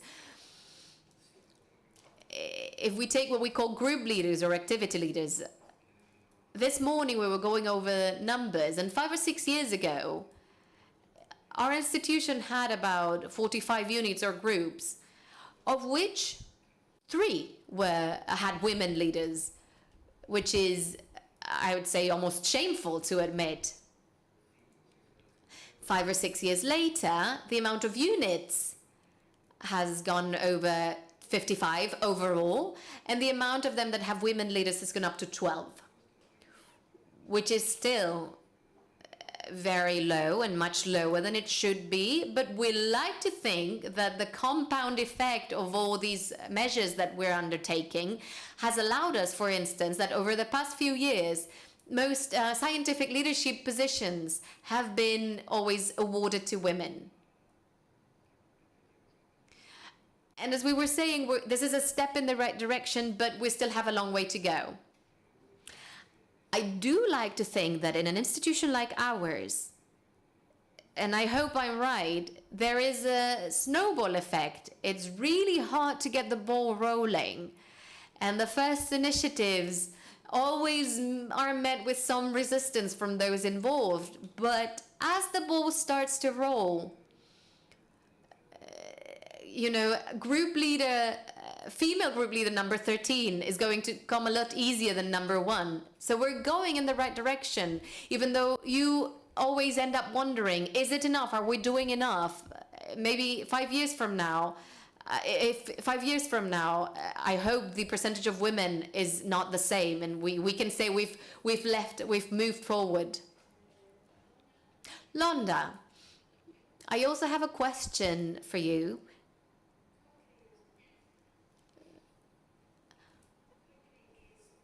What do you think is the key to improve the current situation regarding sex and gender biases in health? Well, I think that the main issue, as I said, is that this information is not being taught in medical schools. But I think that because the granting agencies like the NIH in the US, which funds so much of our health research, and also leads the way, like for pharmaceutical companies and that sort of thing. I think if they require that researchers integrate sex and gender and intersectional analysis into their research, and without that the person won't get public funding, I think this is absolutely crucial. And now in the meantime, before we can get this into the medical curriculum, then the NIH and also the Canadian Institutes for Health Research have online courses. So anyone who has any questions about doing this type of research can go online and take those courses. One is on, data, and they're on very specific things which you have to be a medical researcher really to understand properly, which is the level you want it at. And so I think that these are very, very important. I know Marie Jose called for public policies, and these are the kinds of public policies we need. And then the peer-reviewed journals also need to ask for this kind of analysis, otherwise the article is not excellent and is not worthy of publication. Seguiremos el consejo. We'll follow your advice when it comes to public policies. Here's hoping we make it here as well. Thank you. Thank you, Londa. And I also have a question for Catherine. Do you think that humanities and social sciences ought to have a role in data science? Could this be helpful to avoid sex and gender biases? Yes. Well, the clear, obvious answer is yes. Absolutely, 100%. And I think that's where, at least for me, I see some of the most exciting sort of collaborations taking form. Like, I think there's a lot to be learned on all the different sides of things. What humanities and social sciences bring is deep respect for context and for humans and for stories, and a really deep, I think, analysis of power, both how power manifests itself in systems, like structural systems, but also how power manifests itself in stories and representations and narratives and stereotypes and culture and things like that. And so I think there's so many sort of tools that humanities and social sciences have and concepts that they don't have their parallels in the physical sciences or in sort of more computational, like computer science or sort of information science work, because that's just not the origins of those fields.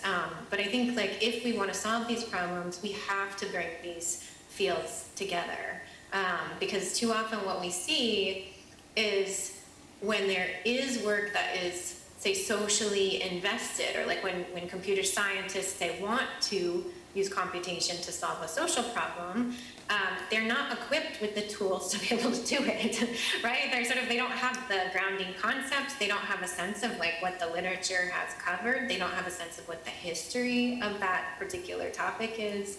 And so it leads to these very naive, we kind of bake in these very naive conceptions, like Londa was saying already, sort of baking in this like just basic confusion about like what is sex and what is gender. Like, there's so much work on this, you know what I mean? It's so much more sophisticated than just a kind of binary layperson understanding. But we have to kind of remember to bring that in. It's sort of like, I think the fields, all of the fields, need to be sort of humble about what their field does address really well and what their field doesn't address really well. And that's, I think, why we really need these interdisciplinary teams to come together. And so not only for, you might say, like fixing problems or addressing bias, but I think actually also for thinking through what are really creative innovative, ethical applications of computer science and sort of humanities-based work. Like I truly still have a lot of hope for AI and computation. It's just that we need to kind of, we really need to do this analysis of power, and we really need to bring more people to the table. And that includes people from certain identity-based categories like women, people of color, trans people, and so on. But it also includes people from more fields, and it also includes people who are sort of practicing professionals. I mean, I'm based in a Department of Urban Planning, and so really drawing from people, you know, I work a lot also in data literacy, so looking at like who are information professionals that are serving the public, how do we build technologies that work for our public institutions to fulfill a democratic mission. You know, I think we need to have all these people at the table as we're designing research studies and we're building software products. We should always have the power, we should have the parachute to jump ship when we determine that a technology is not ethical and shouldn't be built, because there are some technologies that just shouldn't exist as well. So, yeah. Lo tendremos en cuenta. We will keep all of this in mind. I don't know if there are any questions from the audience? Yes. Thank you very much for these presentations. I have a question for Londa, and it relates to, oh, and I will ask it in English. The gender and the sex, and those multi-variables we can consider when we are analyzing our data, generating our algorithms, and so on and so forth. And for the future, for the new data, we can consider that. But the question, maybe naive to me, is what shall we do with the data that we have already?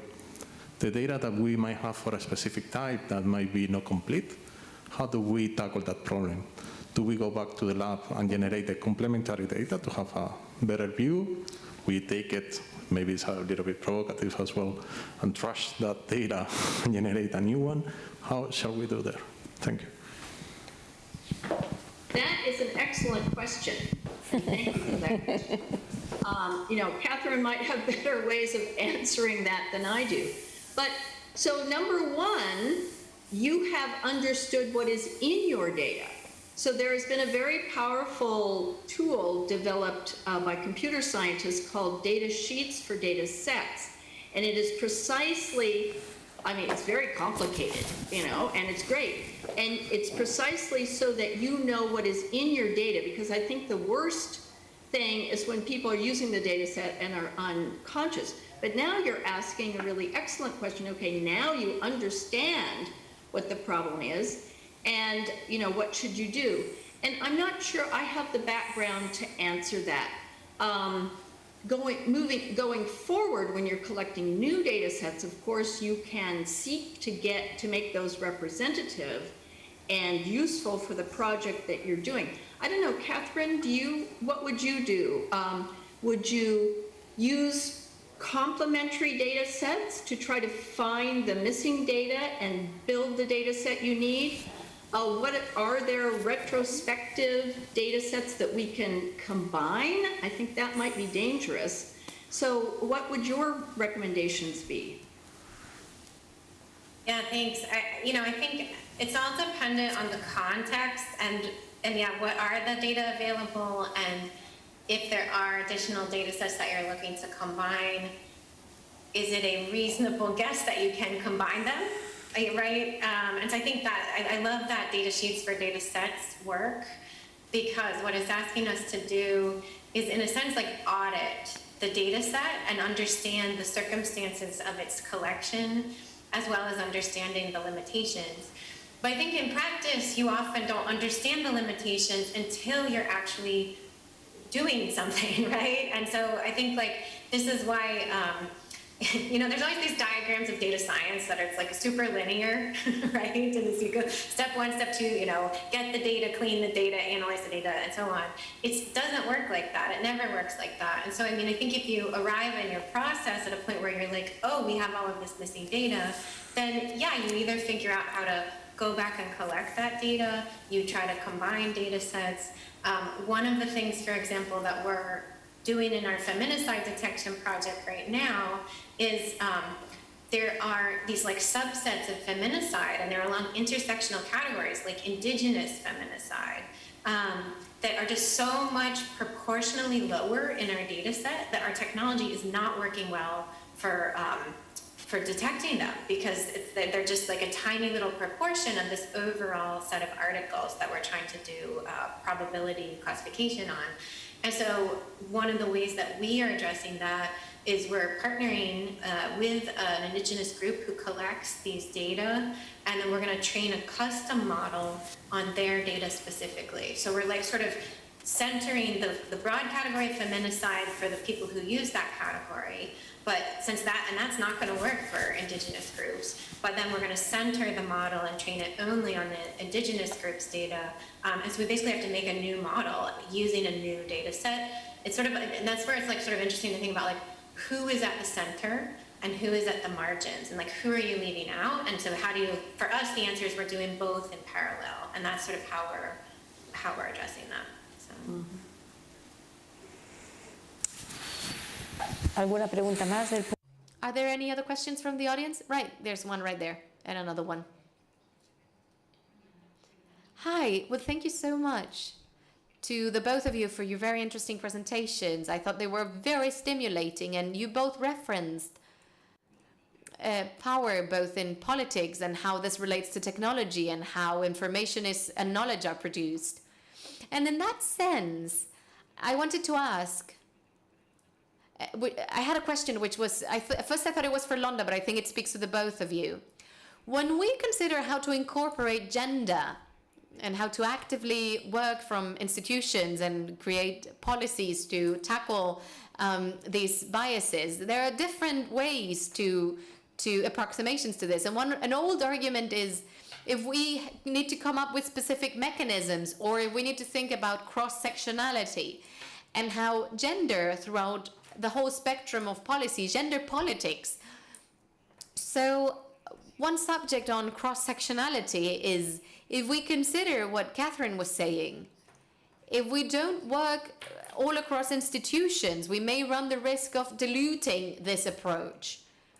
So my question in that sense is, how do you think, based on your experience, that we can work at the institutional level from these approaches in order to effectively incorporate gender and establish an effective cross-sectionality without the approach to be diluted, without it being just added nominally, but without having a real effect? Yeah, well, I'll give it a first go. So when we think about gender, I didn't show the slides about, for example, how you might collect information on gender identity in patient questionnaires. This is something that our National Academy of Science and Medicine and Engineering and the NIH are working on right now. So we need to think of gender as men, women, non-binary, prefer not to state, and then if it's non-binary, then you want more information. Is this person transgender, gender queer, gender questioning, all of these different categories. So when we talk about gender, and I think we also want to consider sexual orientation, which is closely related but not the same, we really need to think about opening the institution and the academy to a new variety of actors. And then all of the gender intersects with race and ethnicity and backgrounds and languages you speak and all these sorts of things, the discipline that you represent. And I think the most important thing for institutions is that we change the knowledge at the same time that we welcome new participants. So it's no good to welcome all this variety in gender and then require that they meet the same criteria for tenure or ask the same questions. in their research. We have to be open to the innovations and the creativity that they are bringing. I remember in the very early days of women's studies, I'm talking about the 1980s, we actually had to sit, in order for women then, mostly white women, to get positions in the academy, we had to sit down with the dean and say which journals counted for publication. It's very basic work you have to do. So my answer is you have to change the knowledge. You have to be aware of what it is you want, your institution wants to know, and you need to support the new perspectives and questions from the new participants. Gracias. Thank you. We had another question.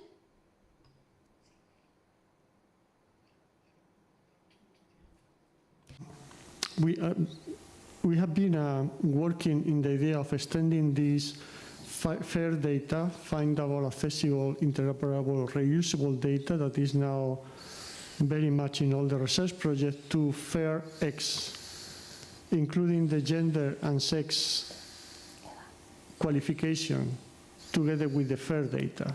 So we are pushing this idea of fair X as a need and trying to convince the European research programs that include this fair X together with the requirement for the data set. So I wonder if you have comments on that.